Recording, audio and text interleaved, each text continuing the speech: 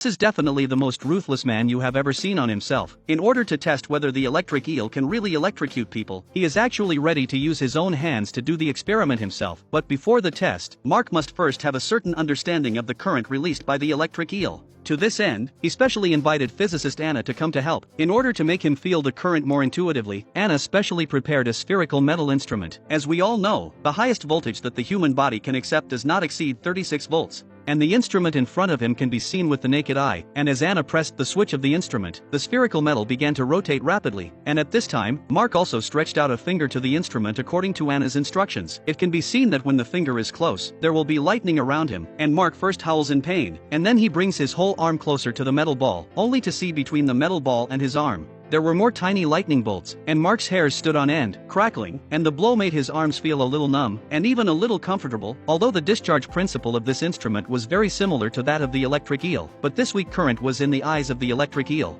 It's nothing at all. The voltage generated by an electric eel can exceed 300 to 800 volts at a time, and it can easily stun a sturdy bull, and after feeling the intuitive current, Mark said that this level is nothing to himself. So Anna took out the professional equipment and decided to test how much voltage Mark could tolerate. As Anna activated the instrument and kept turning up the voltage, originally Mark could only feel a slight tingling, but when the voltage came to 48 volts, he couldn't take it anymore. In the end, Anna only gave Mark a score of 6 for his ability to tolerate voltage, and this score couldn't help but make him worry about Mark's next electric eel test, which was found by research. Electric eel is not an eel species, but a night fish, which is closely related to carpet fish and catfish, but unlike other fish, they are born with 3 electrical organs on their tails, and each electric organ is filled with thousands of electrical cells. This is also the main reason why they can discharge externally. In order to let everyone see the current released by the electric eel with the naked eye, Anna specially prepared a Tesla coil for the show. In short, the Tesla coil can make the electric eel release the current. It turns into the form of a spark, and the size of the spark is also determined by the voltage released by the electric eel. And when everything is ready, the next exciting test session is the exciting test session. As Mark lifts the black cloth on the fish tank, and an electric eel with a length of 1 meter and a weight of 3 caddies appears in the shot.